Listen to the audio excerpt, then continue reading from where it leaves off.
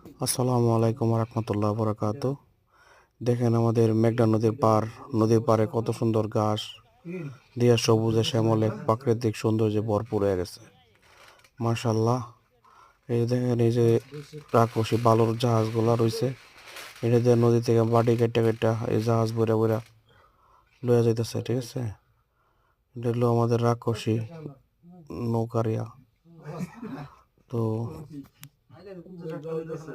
যারা যারা মেঘনা নদীর পাড়ে আসবেন, দেখেন কত সুন্দর ভিউ যাইতেছে রাক্ষসী বালুর নৌকার সাথে। দেখেন মাশাল্লাহ, আমাদের মেঘনা নদীর পার তো সুন্দর।